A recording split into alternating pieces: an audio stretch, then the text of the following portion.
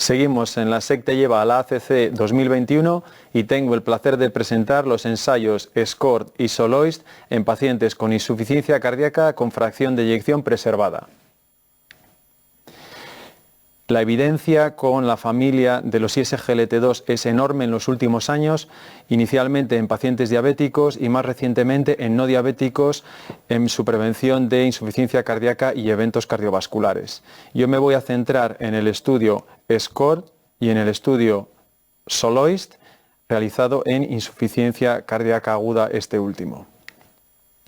Ambos dos ensayos están realizados con sotaglifosina, que es un inhibidor dual del ISGLT1, más presente en el tracto gastrointestinal, y el ISGLT2, que ya conocemos todos, más presente en el riñón. El SOLOIST, el diseño fue la inclusión de 1.200 pacientes diabéticos que habían sido ingresados por insuficiencia cardíaca, que ya estaban en fase de estabilización, pasando diuréticos vía endovenosa a vía oral, por supuesto con BNPs elevados, a los que se les randomiza a recibir placebo o sotaglifosina.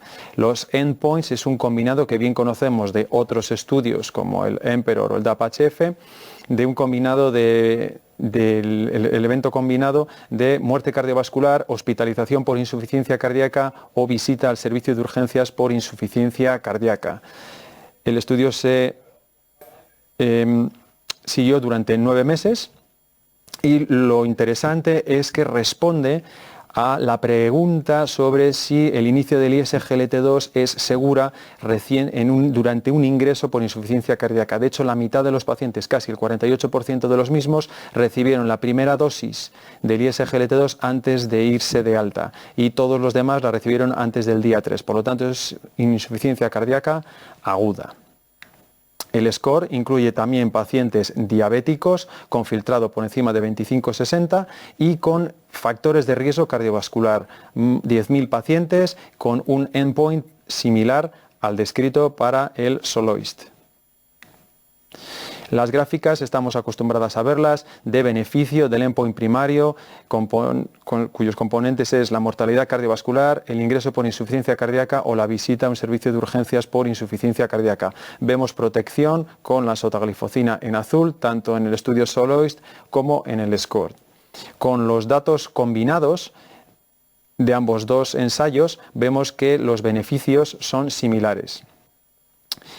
Pero lo verdaderamente rompedero e interesante de los hallazgos es que este beneficio protector de la sotaglifosina se mantiene durante todo el espectro de la fracción de eyección, es decir, tanto en pacientes con fracción de eyección reducida como en los que la tienen en el rango medio, entre 40 y el 50%, y sobre todo lo que todos estábamos esperando es que también la mantiene en los pacientes con fracción de eyección preservada, es decir, en aquellos con fracción de eyección de más del 50%.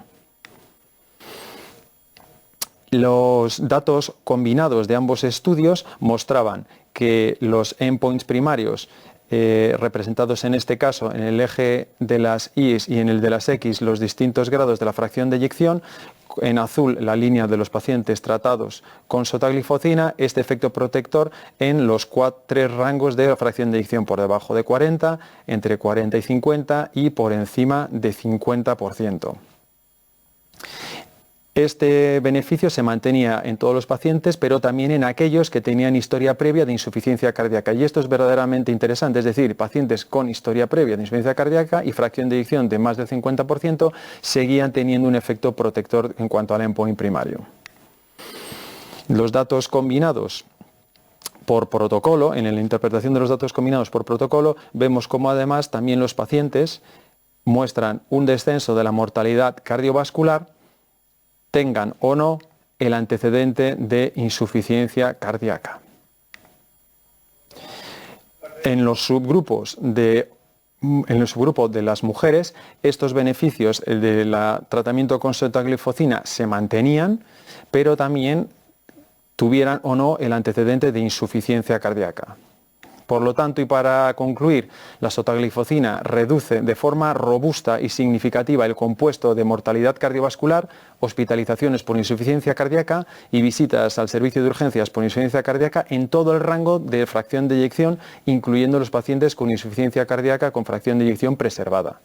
La sotaglifosina, por protocolo, reduce de forma significativa la mortalidad cardiovascular y son los primeros datos en ensayos clínicos que demuestran un efecto significativo de un tratamiento en la insuficiencia cardíaca con fracción de eyección preservada, demostrando además un beneficio consistente y significativo en mujeres.